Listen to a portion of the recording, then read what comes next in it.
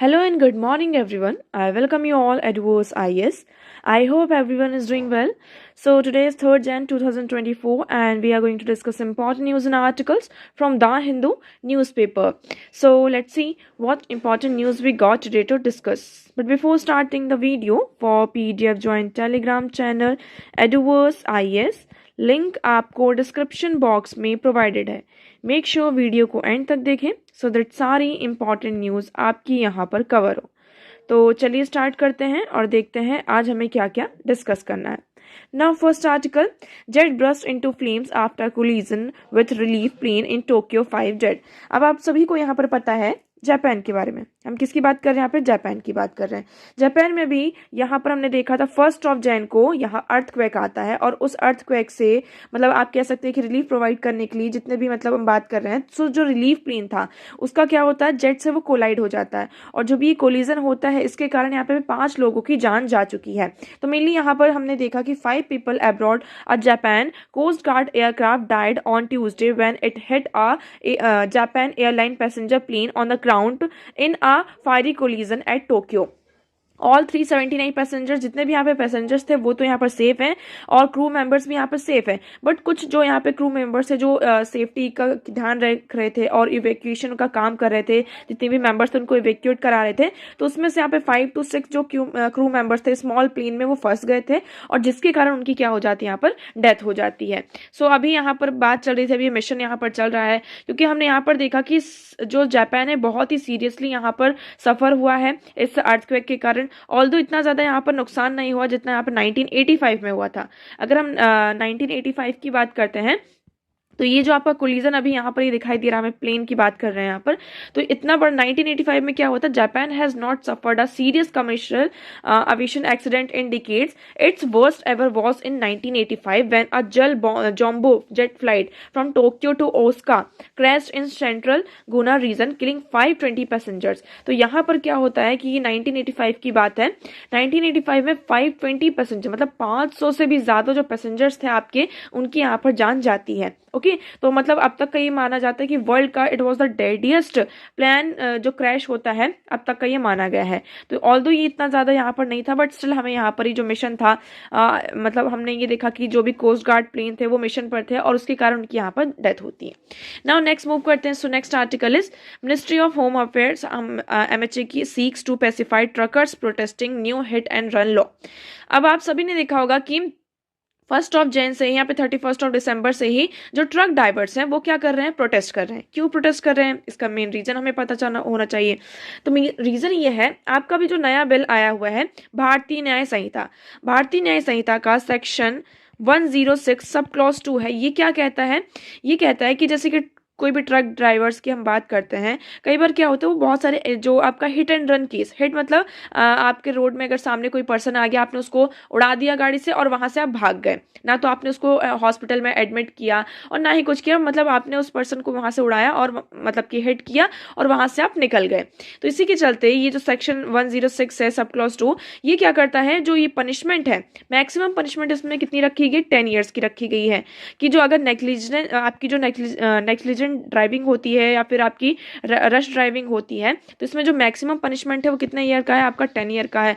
और साथ साथ यहाँ पर 7 लाख का फाइन भी दिया गया है कि आपको 7 लाख रुपए फाइन देना होगा और 10 साल से मतलब 7 से 10 साल तक की आपको क्या हो सकती है, यहाँ पर सजा हो सकती है. तो यहाँ पर जितने भी वर्कर्स थे, टैक्सी ड्राइवर्स की हम बात करते हैं और जो हमारे ट्रक ड्राइवर्स हैं, उन्होंने कहा कि अगर हमें 7 लाख रुपए ही देना है और जेल भी जाना है तो इससे अच्छा हम ये काम ही छोड़ दें. हम यहाँ पर महीने के 10,000 रुपये कमा रहे हैं, 20,000 रुपये कमा रहे हैं, हमारे पास इतने पैसे कहाँ से आएंगे, है ना. तो इसी के चलते अभी क्या हुआ है कि जितने भी ट्रक ड्राइवर्स थे वो प्रोटेस्ट कर रहे हैं. आप लोगों ने देखा ही होगा कि बहुत सारी जगहों पर पेट्रोल नहीं मिल रहा है, फूड आइटम्स नहीं मिल रहे हैं, बहुत सारी जगहों पर दूध नहीं मिल रहा है क्योंकि ड्राइवर्स ने यहाँ पे प्रोटेस्ट करके रखा हुआ है. So will invoke the new penal section after consultation with All India Motor Transport Congress union home ministry Ajay Bhalla. तो यहाँ पर ये जो कहा गया है कि जो हमारी यूनियन होम मिनिस्ट्री है, होम अफेयर्स मिनिस्ट्री है, सो उन्होंने कहा कि ये भी हम क्या करेंगे, जो हमारा all India Motor Transport Congress है इनके साथ कंसल्टेशन किया जाएगा. अभी ये जो भारतीय न्याय संहिता है ये अभी इम्प्लीमेंट नहीं हुआ है, इसके जो रूल्स हैं और जो भी यहाँ पे लॉज है, जो न्यू लॉ यहाँ पे क्लैरिफाई किए गए गवर्नमेंट के द्वारा, they are not have been implemented yet. अभी ये इम्प्लीमेंट नहीं हुए हैं, तो अभी इस पर बातचीत की जाएगी और देखा जाएगा इसमें क्या सॉल्यूशन निकल कर आता है। ओके, नाउ नेक्स्ट मूव करते हैं। सो देखिए, next article is free movement regime at Myanmar borders to end soon, entry into India will need visa. अब हम बात कर रहे हैं किसकी, म्यांमार की और इंडिया की। पहले आप थोड़ा सा मैप देखिए, आपको क्लियर होगा। ये है हमारा इंडिया, ठीक है, ये आपका हुआ इंडिया, ये आपका बांग्लादेश यहाँ से आ जाता है, और ये वाला जो पूरा रीजन है दिस वन इज म्यांमार। तो म्यांमार का कितना ज़्यादा जो बॉर्डर है, आप देखेंगे कितने बड़े लेवल पर हमारा म्यांमार के साथ क्या हो रहा है, आपका बॉर्डर शेयर हो रहा है। अब ये जो ये इतना ज़्यादा जो बॉर्डर शेयर हो रहा है, ये बॉर्डर में फेंसिंग नहीं की गई है। अगर हम बात करें म्यांमार के साथ, हमारे जो बॉर्डर हैं वो एक तरीके से मतलब कोई भी यहाँ का जो पर्सन है, इंडिया का पर्सन म्यांमार में जा सकता था विदाउट वीज़ा, और यहाँ पे कोई भी ऐसी फेंसिंग नहीं है, सिर्फ हाँ बॉर्डर डिफाइन है कि हाँ ये आपका क्या है, बॉर्डर है। एक तरीके से हम कह सकते हैं ये आपका कैसा बॉर्डर है, पोरस बॉर्डर है। ओके, सो आपको यहाँ पर दिखाई दे रहा होगा कि ये यहाँ से ये पूरा म्यांमार है, ये बांग्लादेश का पार्ट है और ये इंडिया का पार्ट है। तो जो हमारा नॉर्थ ईस्ट वाला रीजन है, ये वाला रीजन, इसका बहुत सारा जो हिस्सा है, बहुत सारा जो पार्ट है, उसका जो बॉर्डर म्यांमार के साथ लगता है। अब ये कहा जा रहा है कि जो फ्री मूवमेंट रिजीम था म्यांमार के साथ बॉर्डर का, अब वो जल्द ही क्या होने वाला है, खत्म होने वाला है। So the union government is all set to scrap the free movement regime. यहाँ पर जो हमारा फ्री मूवमेंट रिजीम है उसे यूनियन गवर्नमेंट स्क्रैप करना चाहती है, along with Myanmar border. Senior government officials ने यहाँ पर ट्यूसडे को हमें बताया है। So people living border areas who could cross over to India will soon require visa.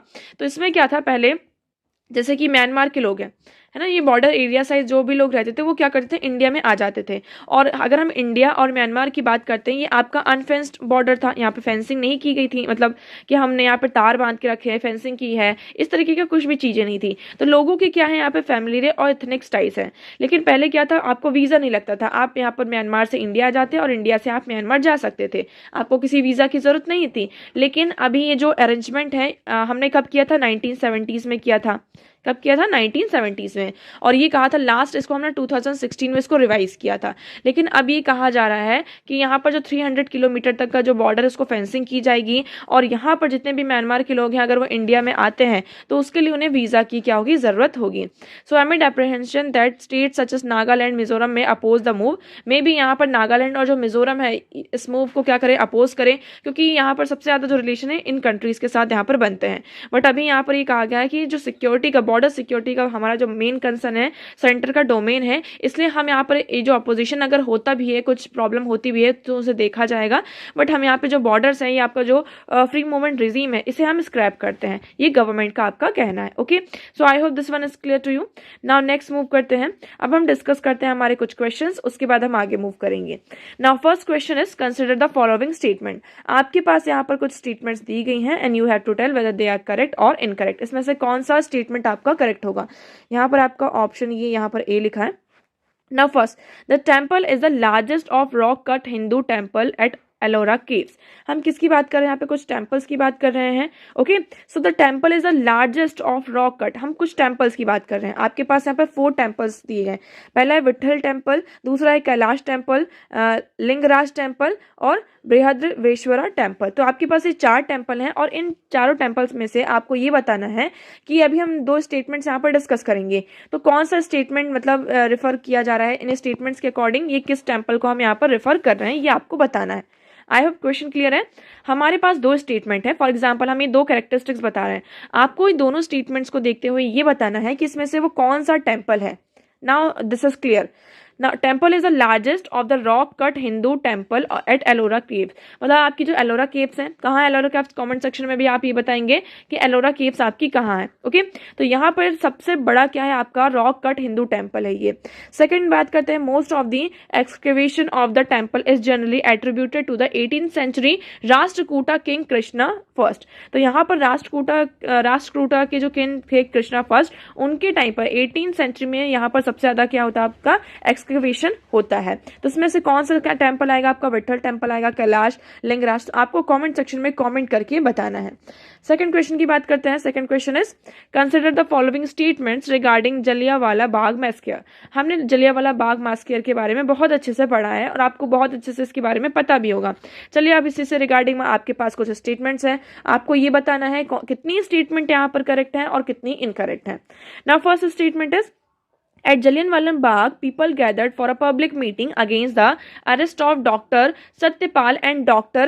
Saifuddin Kitchlew for opposing the Albert bill. क्या जलियांवाला बाग में, जो आपका जलियांवाला बाग था, वहां पे लोग गैदर हुए थे? क्यों गैदर हुए थे? पब्लिक मीटिंग थी क्या? किसके अगेंस्ट में? To arrest of doctor Satyapal and doctor Safiuddin. तो यहाँ पर जो डॉक्टर सत्यपाल थे और जो डॉक्टर सफीउद्दीन थे, वो उन्होंने क्या किया था? एल्बर्ट बिल का अपोज किया था, जिसके कारण उन्हें अरेस्ट किया गया था। और उस अरेस्ट किया गया था, इसी के अगेंस्ट में यहाँ पे पब्लिक मीटिंग रखी गई थी। तो क्या आपको ये बताना है ये स्टेटमेंट करेक्ट है या incorrect? Second one is the Hunter committee was set up to investigate the Jallianwala Bagh incident. ये जो जलियांवाला बाग आपका इंसिडेंट हुआ था, इसको इन्वेस्टिगेट करने के लिए हंटर कमिटी को सेटअप किया गया था। Third one is Rabindranath Tagore give up his knighthood as a response to the incident. यहाँ पर क्या होता है, जो आपके रविन्द्रनाथ टैगोर जी रहते हैं, उनको क्या दिया जाता है? नाइटहुड का टाइटल दिया जाता है। लेकिन जब ये इंसिडेंट होता है तो उन्होंने क्या किया था? ये जो उनको टाइटल दिया गया था नाइटहुड का, उन्होंने गिव अप कर दिया था। तो इसमें से आपको ये बताना है कितने स्टेटमेंट आपकी करेक्ट है, कितने इनकरेक्ट है। एज ऑलवेज वीडियो के एंड में आपको दोनों क्वेश्चन के आंसर दिए जाएंगे, सो मेक श्योर आप वीडियो को एंड तक जरूर देखें। चलिए आगे बढ़ते हैं, नेक्स्ट मूव करते हैं। सो आज का हमारा नेक्स्ट आर्टिकल है the global nuclear order is under strain. अब हम किसकी बात कर रहे हैं? यहाँ पर ग्लोबल न्यूक्लियर ऑर्डर की बात कर रहे हैं। अब ग्लोबल न्यूक्लियर ऑर्डर आप सभी को पता है कि आपका कोल्ड वॉर होता है, वर्ल्ड वॉर फर्स्ट होता है, वर्ल्ड वॉर सेकंड होता है। यहाँ पर वर्ल्ड वॉर में हमने क्या किया था? हिरोशिमा एंड नागासाकी में यूएस ने आपका न्यूक्लियर बॉम्ब का यूज किया था, है ना। न्यूक्लियर बॉम्ब का क्या किया था? आपका यूज किया था। उसके बाद से ही हमने ये देखा कि जो न्यूक्लियर बॉम्ब है ना, इसका अभी हम क्या करना होगा? एक न्यूक्लियर ऑर्डर लेकर आना होगा ग्लोबल में, क्योंकि हर एक अभी हमारे पास किसके पास, हम स्टार्टिंग में देखें यूएस के पास आपका न्यूक्लियर बॉम्ब था, यूएसएसआर के पास पहले न्यूक्लियर बॉम्ब था। किसी भी कंट्री सर पहले स्टार्टिंग में अगर हम देखें तो इन दो कंट्रीज के पास कह सकते हैं कि न्यूक्लियर बॉम्ब था। धीरे धीरे यहाँ पर जो अदर कंट्रीज हैं वो भी यहाँ पर टेक्नोलॉजी के मामले में आगे बढ़ रही हैं, यहाँ पे ग्रो कर रही हैं। हम चाइना की बात करते हैं, इंडिया की बात करते हैं, पाकिस्तान, इसराइल, फ्रांस है आपका, स्विट्जरलैंड है, मतलब बहुत सारी कंट्रीज हैं वर्ल्ड में जो अब क्या करना चाहती है? वो न्यूक्लियर बॉम्ब को एक्वायर करना चाहेंगी। लेकिन अगर सब कंट्रीज डेटरेंस को स्टैब्लिश करने के लिए अगर न्यूक्लियर बॉम्ब को एक्वायर करती हैं तो ये डेटरेंस के साथ साथ क्या बढ़ता जा रहा है? हमारे वर्ल्ड के लिए एक बहुत बड़ा खतरा भी क्या है? एक थ्रेट भी इम्पोज कर रहा है। सो अगर हम बात करते हैं to gain legitimacy any global order need to fulfil two condition. अगर आपको एक लेजिटिमेसी की जरूरत है तो इसके लिए आपको टू ग्लोबल ऑर्डर, जो ग्लोबल ऑर्डर में आपको दो कंडीशंस को फुलफिल करना होगा। पहला क्या है? Convergence among the major power of the day. जो आपकी मेजर पावर्स है उनके बीच में कन्वर्जेंस होना चाहिए। Second, successfully presenting the outcomes as a global public good to the rest of the world. इसमें दो कंडीशन ये बताई गई हैं कि अगर हमें एक सक्सेसफुल ग्लोबल ऑर्डर की जरूरत है तो इसके लिए आपको टू कंडीशंस को फुलफिल करना होगा। पहला क्या? आपकी जो मेजर पावर, जैसे कि हम बात कर ले आज के टाइम पर आपका रशिया और यूक्रेन क्राइसिस चल रहा है, रशिया और यूक्रेन यहाँ पर क्राइसिस चल रहा है। रशिया को यहाँ पर सपोर्ट करने के लिए रशिया अपने बलबूते पर एक तरीके से हम कह सकते हैं कि अपना पूरा इस वॉर को, कॉन्फ्लिक्ट को कंटिन्यू कर रहा है। यूक्रेन का साथ कौन दे रहा है? यहाँ पे जितनी भी आपको नेटो मेंबर्स हैं और जितनी भी आपकी वेस्टर्न कंट्रीज हैं वो क्या कर रही हैं? यूक्रेन का यहाँ पर साथ दे रही हैं। आप सभी को इतना पता है। तो एक तरीके से क्या, रशिया और वेस्टर्न कंट्रीज के बीच में, ये रशिया यूक्रेन कन्फ्लिक्ट नहीं, ये रशिया और वेस्टर्न कंट्रीज के बीच में क्या कन्फ्लिक्ट दिखाई दे रहा है। लेकिन ये कहा जा रहा है कि ये जो मेजर पावर्स है इनके बीच में क्या होना चाहिए? कन्वर्जेंस होना चाहिए। सेकंड ये है कि हम बात कर रहे हैं कि जो ग्लोबल पब्लिक गुड है उसके आउटकम्स यहाँ पे प्रेजेंट होने चाहिए रेस्ट ऑफ द वर्ल्ड, कि हमारा मेन मोटिव क्या है? ग्लोबल पब्लिक गुड है। So the global nuclear order JNO was no exception but today it is under strain. इसी तरीके से आपका क्या आता है? ग्लोबल न्यूक्लियर ऑर्डर आता है कि हम जो हमारा न्यूक्लियर बॉम्ब का हम ये टेक्नोलॉजी को हम लेकर आ रहे हैं तो इसको हम किस तरीके से ऑर्डर में ला सकते हैं। तो ये भी एक एक्सेप्शन नहीं था, इसी तरीके से एक चीज़ थी जिससे हम क्या कर सकें, ह्यूमैनिटी है उसको बचा सके। लेकिन आज के टाइम पे उसमें एक स्ट्रेन लग चुका है। स्ट्रेन मतलब कह सकते हैं कि दाग लग चुका है। पहले हम बात करते हैं कि आपका जो ग्लोबल न्यूक्लियर ऑर्डर JNO है ये कब क्रिएट हुआ था? जब आपका कोल्ड वॉर हुआ था। कोल्ड वॉर का जब ये शेडो था उस टाइम पर यूएस और यूएसएसआर के बीच में, तो उसके तहत यहाँ पर क्या होता है? वेस्टर्न आपका दो ब्लॉक हो जाते हैं, एक वेस्टर्न ब्लॉक हो जाता है, दूसरा यहाँ पे सोशलिस्ट ब्लॉक हो जाता है। तो इसी के चलते यहाँ पर क्या होता है? आपका JNO को हम यहाँ पर क्रिएट करते हैं। उसके बाद आप सभी ने देखा होगा 1962 में आपका क्या होता है? कुबान मिसाइल क्राइसिस होता है ना। सो इसमें मेनली क्या होता है? So precariously close to launching a nuclear war both US president and general secretary Nikita understood the two political, यहाँ पर आपके न्यूक्लियर वॉर आपका स्टार्ट ही होने वाला था। First the two nuclear super power they needed bilateral mechanism. तो उन्होंने ये समझा कि अगर न्यूक्लियर वॉर स्टार्ट होता है तो इससे कितना बड़ा नुकसान होता है आप सभी को यहाँ पर पता है। इसका जो असर होता है, जो इम्पैक्ट होता है न्यूक्लियर वॉर का, वो आपका सालों साल तक, डिकेड्स तक उसको ख़त्म नहीं कर सकते हैं आप। इतनी ज़्यादा उसमें जो एनर्जी उससे रिलीज होती है, जो रेडियो वेव्स यहाँ पर रिलीज होती हैं, तो उसका जो मतलब आप इम्पैक्ट है, आप न्यूक्लियर किसी भी बॉम्ब की बात करते हैं, न्यूक्लियर वॉर की बात करते हैं, तो इसी के चलते उन्होंने ये समझा कि जो टू पॉलिटिकल रियलिटी समझ में आती है कि अगर दो न्यूक्लियर पावर है ना, दो न्यूक्लियर सुपर पावर कंट्रीज हैं, तो उनके बीच में एक बायलेटरल मैकेनिज्म होना चाहिए और ज़्यादा से ज़्यादा उन कंट्रीज के बीच में जो टेंशन उन्हें हमें प्रिवेंट करना होगा, तभी हम ये जो न्यूक्लियर का लेवल है उसको एस्केलेट कर सकते हैं। सेकेंड, इसमें ये कहा गया कि nuclear weapon are dangerous and therefore their spread should be curbed. तो न्यूक्लियर वेपन्स क्या आपके बहुत ही ज़्यादा डेंजरस हैं, है ना। इसका जो इम्पैक्ट होता है आपको डिकेड्स तक, सेंचुरीज तक इवन देखने को मिलता है। तो इसका जो यूज़ है, इसका जो स्प्रेड है, मतलब दूसरी जिस कंट्री के पास है, ठीक है, आप उन्हें कोशिश करिए, ट्राई करिए कि हम उसे कैसे ख़त्म कर सकते हैं, और जो दूसरी कंट्रीज हैं अब वो यहाँ पर न्यूक्लियर वेपन्स को क्रिएट ना करें। Okay, so during the Cuban crisis a secret back channel between president and the Soviet ambassador Antony help resolve the crisis. लेकिन कुबान क्राइसिस में क्या होता है, उन्होंने मतलब ये आप कह सकते हैं जो सोवियत के एम्बेसडर्स थे और यूएस के यहाँ पर प्रेसिडेंट थे, तो उन्होंने किसी तरीके से जो क्राइसिस है उसको खत्म किया। बायलैटरल जो मेजर्स थे, हॉटलाइन, इन सबको स्टैब्लिश करते हुए 1963 में उन्होंने कम्युनिकेट किया डायरेक्टली यहाँ पर किसके साथ, लीडर्स के साथ, और जो आपकी स्टेबिलिटी हम यहाँ पर लेकर आए। फिर यहाँ पर प्रोलिफरेशन को कंट्रोल करने के लिए यूएस और यूएसएसआर ने क्या किया, जेनेवा में 1965 में एक मल्टीलेटरल नेगोशिएशंस को स्टार्ट किया, नेगोशिएशन को इनिशिएट किया, जिससे हम क्या कर सके, जो न्यूक्लियर वेपन्स का स्प्रेड है उसको कर्ब कर सके। इसी के चलते 3 साल बाद आपका आफ्टर द 3 इयर्स यहाँ पर क्या होता है, नॉन प्रोलिफरेशन आपकी एनपीटी आती है ना, इसको साइन किया जाता है। तो मोर देन पहले स्टार्टिंग में इसमें 60 से भी ज़्यादा कंट्रीज थी, लेकिन धीरे धीरे इसमें जो 91 कंट्रीज ने इसको क्या किया, अधेयर किया। द थर्ड एलिमेंट यहाँ पर बात की जा रही है द ग्लोबल न्यूक्लियर ऑर्डर की, came into existence in 1975। India had chosen not to sign the NPT. India ने क्या किया था, एनपीटी को, आपकी जो नॉन प्रोलिफरेशन ट्रीटी थी, उसको साइन नहीं किया था। उस टाइम पे हमारे यूएसएसआर और सोवियत यूनियन के साथ रिलेशन अच्छे थे, तो 1971 में हमारी इंडो सोवियत फ्रेंडशिप ट्रीटी भी होती है। इसी के चलते जो यूएसएसआर है उन्होंने अपहोल्ड कर दिया कि ठीक है, मतलब कि अगर इंडिया इसको साइन नहीं करता तो कोई इशू इतना नहीं है। फिर जेनो has held reasonably well, particularly the nation front was the taboo against nuclear weapon held in since 1945. It is a matter of debate how far the US and USSR arm control process have resolved the taboo or whether they just plain luck. तो इसमें ये कहा जा रहा है कि 1945 में क्या होता है कि एक टैबू था कि हमें क्या करना है, न्यूक्लियर वेपन के अगेंस्ट में हमें न्यूक्लियर वेपन्स को क्या करना है, रोकना है, इसका जो स्प्रेड है उसको कर्ब करना है। लेकिन ये जो यूएस की बात करते हैं, यूएसएसआर की बात करते हैं कि कब तक इसको ये यहाँ पर बैक कर सकते थे। ठीक है, आज 75 ईयर्स तक हमने कहा कि ह्यूमैनिटी को हमें क्या करना, सर्वाइव करना है। सेकंड, इसमें ये कहा जा रहा है कि जो नॉन प्रोलिफरेशन है, यही बहुत बड़ी सक्सेस इसको मिली है ना। मोर देन 20 कंट्रीज ने क्या किया है, यहाँ पे प्रोसेसिंग की थी कि 1970 तक वो क्या करेंगे, न्यूक्लियर वेपन को पूरी तरीके से खत्म कर देंगे। लेकिन हमने ये देखा कि 1968 में आपका जो नॉन प्रोलिफरेशन ट्रीटी आती है, उसके बाद से आपकी मेजर 5 यहाँ पे कंट्रीज थी, US, USSR, UK, France and China. Only 4 countries have since gone nuclear. उसके बाद से सिर्फ 4 कंट्रीज क्या है आपकी न्यूक्लियर हुई। कौन कौन सी, India, Israel, North Korea and Pakistan. ये 4 कंट्रीज ने ये आपका जो एनपीटी, उसके बाद भी उन्होंने क्या किया है, अपने आप को न्यूक्लियर कंट्री यहाँ पे बनाया है। ठीक है, उसके बाद हमने यहाँ पर देखा कि और even after the cold war, यहाँ पे जब कोल्ड वॉर हो जाता है, एंड होता है, तो जो nuclear proliferation remain a shared objective. Cold war के खत्म होने के बाद देखिए, अब जब कोल्ड वॉर होता है तो क्या होता है, आपका जो यूएसएसआर है, यूएसएसआर का डिसइंटीग्रेशन होता है और वेरियस अदर कंट्रीज यहाँ पर बनकर आती हैं। तो लेकिन जो यहाँ पर छोटी छोटी कंट्रीज निकल कर आती हैं, उन्होंने भी इंश्योर किया कि वो एनपीटी को क्या करेंगी, फॉलो करेंगी।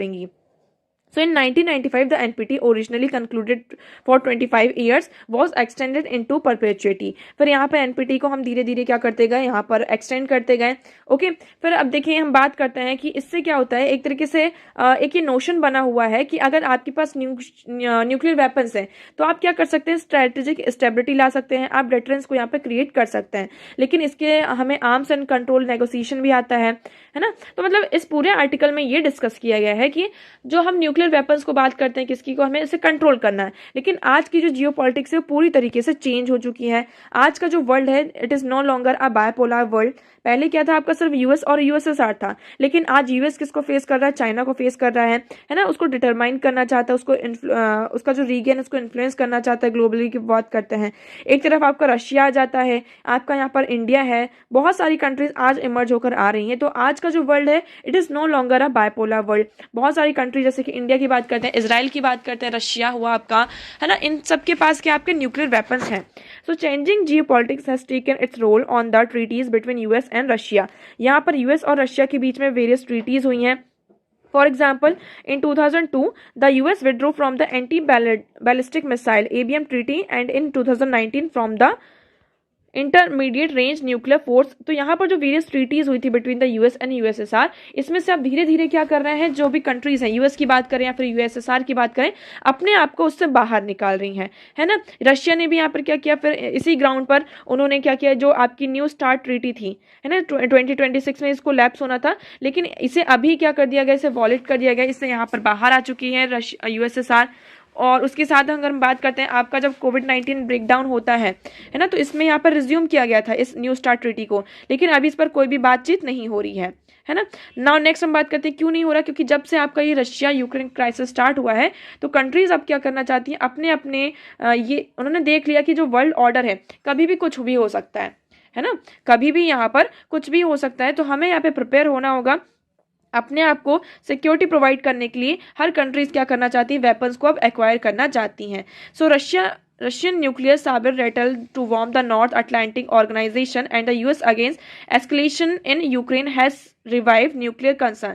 The old definition of strategic stability no longer hold. तो यहाँ पर जब हम पहले बात करते थे डेफिनेशन क्या थी हमारी स्ट्रेटेजिक स्टेबिलिटी की, आज के टाइम पर उसका कोई भी रोल नहीं रह गया। सो यहाँ पर 75 ईयर जो हमारी टेक्नोलॉजी है वेपन्स का, अब हम इसको यहाँ पर हटा रहे, जैसे कि हम ऑकस जैसी आपकी डील हो रही जिसमें ऑस्ट्रेलिया, यूएस, यूके है आपका, है ना। आपका जो नए कंसर्न्स हैं वो यहाँ पर साउथ कोरिया भी क्या करने लगा, उनको यहाँ पे परस्यू किया गया था कि वो एमपीटी को ज्वाइन करें, लेकिन फिर उन्होंने जो indicate 70% of support for developing a nation nuclear deterrence and 40% इन री इंट्रोड्यूसिंग यूएस न्यूक्लियर वेपन्स। तो हमने यहाँ पर देखा धीरे जो कंट्रीज है वो विड्रॉ कर रही है अपने आप को इन ट्रीटीज से, और एक तरीके से जो हमारा ये ग्लोबल न्यूक्लियर ऑर्डर है अब ये अंडर स्ट्रेन यहाँ पर जा चुका है। नाउ नेक्स्ट मूव करते हैं। So next article is an India out plan that could impact the Maldives. अब यहाँ पर मालदीव्स में आप सभी को पता है रिसेंटली क्या हुआ है कि न्यू प्रेसिडेंट आप क्या है, उनका जो मेन मोटिव था, उन्होंने जो मतलब इलेक्शन को विन किया है उसका इसी बेसिस पर किया है, किस बेसिस पर कि जो इंडियन आपके फोर्सेस हैं उसको मालदीव से क्या किया जाएगा, यहाँ से हटाया जाएगा। इसी के चलते उन्होंने क्या किया है, ये जो प्रेसिडेंट इलेक्शन है उसको जीता है। तो the recent decision by the Maldives to revoke an agreement with the India for joint hydrographic survey in Maldivian waters has caused considerable dismal in Indian media and strategic circle. तो अभी यहाँ पर रिसेंटली क्या हुआ है, मालदीव ने जो आपका जॉइंट हाइड्रोग्राफिक सर्वे था मालदीवियन वाटर्स का, तो इसको यहाँ पर रिवोक करने की बात की है। इसके कारण क्या हुआ, जो हमारा इंडियन मीडिया है और स्ट्रेटेजिक जो सर्कल्स है इसमें हमें एक डिसमल दिखाई देता है। इसके चलते यहाँ बात करते हैं कि in during the prime minister Narendra Modi visit to island in 2019 and the pact was seen a symbol of India Maldives defence ties. तो यहाँ पर इंडिया और मालदीव के बीच में जो डिफेंस टाइज थे और सारी चीजें थी, तो अब धीरे धीरे यहाँ पर क्या हो रहा है, हमें खत्म होता नजर आ रहा है। तो the move by Male in the mid December 2023 came few weeks after the archipelago state formally asked New Delhi to withdraw its Indian military presence from its shore। तो यहाँ पर जो इंडियन मिलिट्री प्रेजेंस है कहाँ, मालदीव्स के शोर में, तो उन्होंने कहा कि आप क्या करिए, यहाँ से विड्रॉ करिए इनको। तो मेनली हमने यहाँ पर देखा कि इवन यहाँ ये उन्होंने विड्रॉ करने की बात की, और उसके साथ साथ अभी माले ने क्या किया, मतलब मालदीव्स की बात करते हैं, Male is the capital of Maldives, आपको यहाँ पर ही पता होना चाहिए। तो यहाँ पर जो डिफेंस टाइज हो रहे थे इंडिया और मालदीव्स के बीच में, यहाँ पर बातचीत की कि हम इसका जो एंगेजमेंट है इंडिया के साथ उसको धीरे धीरे अब हम कम करेंगे। और माले ने अभी जो कोलंबो सिक्योरिटी कॉन्क्लेव दिसंबर में यहाँ पे ऑर्गेनाइज किया था, उसकी जो मीटिंग थी उसको भी यहाँ पे स्किप कर दिया है। तो एक तरीके से यहाँ पर हमें मैनिफेस्टली यहाँ पे एविडेंट दिखाई दे रहा है कि जो मालदीव्स है मालदीव में धीरे धीरे जो इंडिया की जो प्रेजेंस है उसको यहाँ पर कम करने की बात की जा रही है, और यहाँ पर जो प्रो चाइना अप्रोच है वो सामने नजर आ रही है। So it's not for far from balancing ties in India. तो इंडिया के साथ जो मालदीव के relation, Male has thrown its political lord with China, उन्होंने अपना क्या किया है, पूरा जो पॉलिटिकल थॉट है वो चाइना के साथ यहाँ पर क्या किया है, एक तरीके से कह सकते हैं उनकी जो रिलेशनशिप है वो चाइना के साथ वो क्या करना चाहते हैं, स्ट्रॉन्ग करना चाहते हैं। सो यहाँ पर हमें एक ड्यूअल नेचर दिखाई दे रहा है हाइड्रोग्राफी का। So it is worth nothing that hydrographic data inherently has a dual nature in that the information collected from the seas can be used for civilian and military purpose। तो यहाँ पर जो हमारा हाइड्रोग्राफिक डेटा है इसका main purpose ये था कि हम क्या करेंगे, जो भी डेटा हमारे सामने हमने कलेक्ट किया है वो किसके लिए होगा, आपका मिलिट्री और सिविलियन पर्पज के लिए होगा, ठीक है। But marine scientist maintain the data that helps advance non military objectives. तो इसमें मेन हमारा ऑब्जेक्टिव ये था कि हमारे जो नॉन मिलिट्री ऑब्जेक्टिव्स हैं, नेविगेशनल सेफ्टी के लिए, जो आपका साइंटिफिक रिसर्च की जाती है मैराइन वाटर में, इन्वायरमेंटल मॉनिटरिंग के लिए हमने क्या किया था, इस हाइड्रोग्राफिक डेटा को यहाँ पर प्रेजेंट किया था। और मेन ऑब्जेक्टिव हमारा यही था कि हम जो कोस्टल यहाँ पर इंस्टॉलेशन करेंगे जिससे कि जो वॉर जैसे सिचुएशन आती है कभी कभी, तो इसको हम क्या कर सकेंगे, बच सकेंगे। So even so China is unique in using its and seabed surveys and advance largely strategic agenda. तो यहाँ पर आप सभी को पता है कि चाइना के जो सीबेट सर्वे में कितना ज़्यादा एडवांस है और उसका स्ट्रेटेजिक एजेंडा यहाँ पर चलता है, साइंटिफिक रिसर्च वेसल्स की यहाँ पे प्रोग्राम की बात करते हैं। तो अब वो क्या है, मालदीव्स किस में ज़्यादा इन्वॉल्व हो रहा है, यहाँ पर चाइना में ज़्यादा इन्वॉल्व हो रहा है। आप देखिए मालदीव्स की पहले लोकेशन देखिए, मालदीव्स की लोकेशन हमारे लिए बहुत ज़्यादा इंपॉर्टेंट हो जाती है। ये हमारा अरेबियन सी आ जाता है, इधर आपका बे ऑफ बंगाल है, ये आपका इंडिया है, ये श्रीलंका, ये लक्षद्वीप है आपका, और लक्षद्वीप के यहाँ पर पास में ही आपको क्या दिखाई देता है, मालदीव्स दिखाई देता है। ओके, सो मालदीव्स हमारे लिए बहुत ज्यादा इंपॉर्टेंट हो जाता है, इसकी जो लोकेशन है बहुत ही ज्यादा स्ट्रेटेजिक है।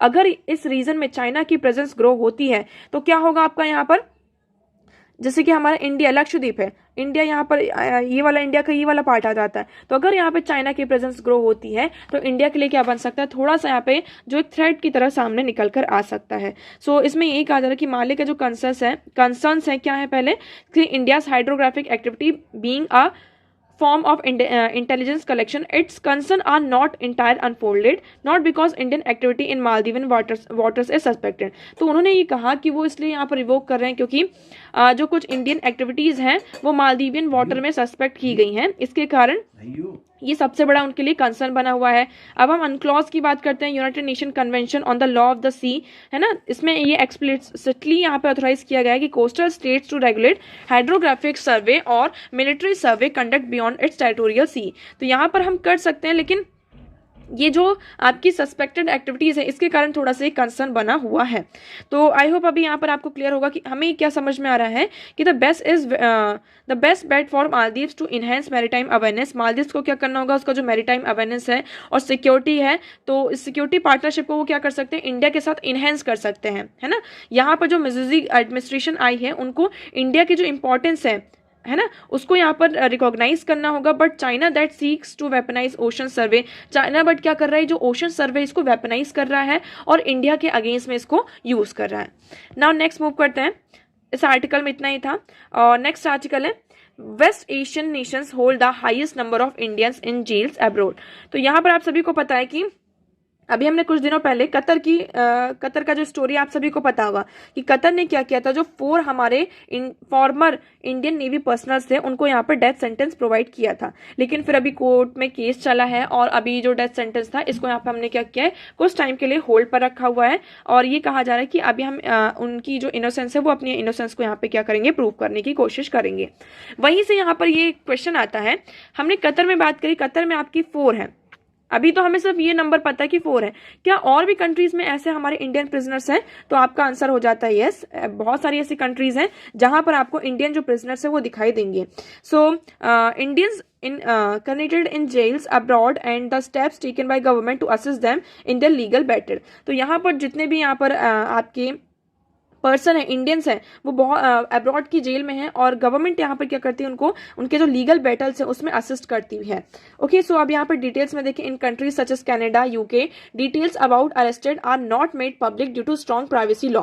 तो यहाँ पर अगर कनाडा, यूके की बात करते हैं, यहाँ पे जो अरेस्ट होते हैं तो उसको यहाँ पे पब्लिक नहीं रखते हैं क्योंकि प्राइवेसी के कुछ लॉज हैं, है ना। बहुत सारे जो केसेस आए हैं, अगर हम इंडियन केसेस की बात करते हैं तो इसमें जो फिशरमैन वाला इशू है वो सबसे बड़ा आ जाता है, क्योंकि जो जिन कंट्रीज के साथ हमारे मैरीटाइम बॉर्डर लगते हैं तो जो फिशमैन होते हैं, फिशरमैन होते हैं, वो क्या करते हैं, फिशिंग के चलते चलते वो दूसरी कंट्री में पहुंच जाते हैं, तो इसी के चलते उनको क्या कर लिया जाता है, आपका अरेस्ट कर लिया जाता है। सो 50 fisherman from Tamil Nadu and Puducherry were arrested bye Sri Lankan navy. यहाँ पर देखिए 15 जो फिशरमैन है वो श्रीलंकन नेवी के द्वारा अरेस्ट हुए हैं। As per latest data 2612 Indian fishermen were lost in prisons. यहाँ पे 10 कंट्रीज की बात करते हैं, Iran, Sri Lanka, UAE, Bangladesh, Myanmar, Pakistan, Qatar, Saudi Arabia, शेलिश, इन सारी कंट्रीज में आपको ये टोटल 10 कंट्रीज में इसमें 2612 ये फिशरमैन का सिर्फ नंबर है ना। तो आप यहाँ पर चार्ट देखिए, आपको इस चार्ट से समझ में आएगा, सऊदी अरेबिया में इतने हैं, यूएई में इतने हैं, नेपाल में इतने, कतर में 725, कुवैत में 410, बहरीन में 10। तो ये पूरा चार्ट आपको दिखाई दे रहा है। Chart shows the countries where the most Indian prisoners are currently incarnated. तो सऊदी अरेबिया में आपको सबसे ज्यादा यहाँ पे इंडियन प्रिजनर्स देखने को मिलेंगे।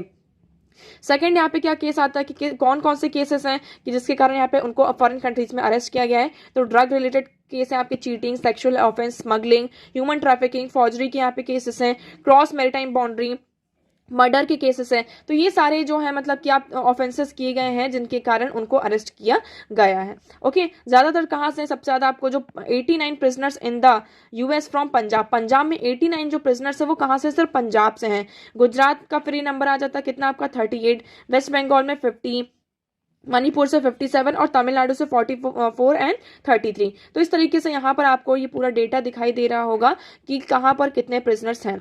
सो यहाँ पर आपका क्वेश्चन ये उठता है कि where Indians are in sizeable number, Indian mission maintain a panel of lawyers and usually offer the service free of cost. तो यहाँ पर जितने भी आपके इंडियंस हैं, जैसे कि आपका जो नंबर है बहुत ज्यादा है, इसी के चलते यहाँ पर इंडियन मिशन की बात करते हैं तो हमने क्या किया है, एक पैनल को यहाँ पे कॉन्स्टिट्यूट किया गया है और यूजली ये हम क्या करते हैं, फ्री ऑफ कॉस्ट में ये सर्विस प्रोवाइड करते हैं कि हम उन्हें क्या कर सके, जस्टिस प्रोवाइड कर सके। तो I hope this one is clear to you.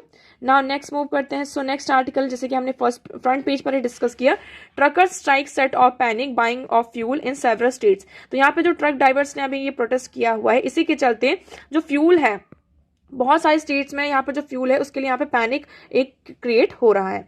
Okay, now next move करते हैं। सो नेक्स्ट अभी हमारे पास ऐसा कुछ भी नहीं है जो अभी एग्जाम के लिए इंपॉर्टेंट हो। नेक्स्ट हम बात कर लेते हैं यहाँ पर, monster quake in Japan leave 48 dead. हमने यहाँ पे जैसे कि जापान की बात करी कि जापान में 7.5 मैग्नीट्यूड का क्या होता है, आपका अर्थक्वेक आता है, जिसके कारण 48 लोगों की यहाँ पर जान जा चुकी है। अभी जो स्क्रैम्बल्स है उसमें सर्च हो रहा है कितने सर्वाइवर्स हैं, बहुत सारे लोगों को यहाँ पर अभी रेस्क्यू किया गया है। ऑल्दो ये कहा जा रहा है कि अभी हमें टाइम से ज्यादा यहाँ पर आगे बढ़ना होगा, सर्च ऑपरेशन हमें कंटिन्यू करना होगा, क्योंकि बहुत सारे जो विक्टिम्स हैं इस डिजास्टर के कारण, मतलब हमें जो डिजास्टर की जो विक्टिम्स हैं उन्हें रेस्क्यू करने की हमें बात की गई है। सो यहाँ पर अभी 48 है, अभी ये नंबर सिर्फ हमारे पास 48 आया है, मे बी ये इससे भी ज्यादा हो सकता है। ओके, तो देखिए न्यूज और आर्टिकल्स यहीं पर खत्म होते हैं और अब हम डिस्कस करते हैं हमारा क्वेश्चन।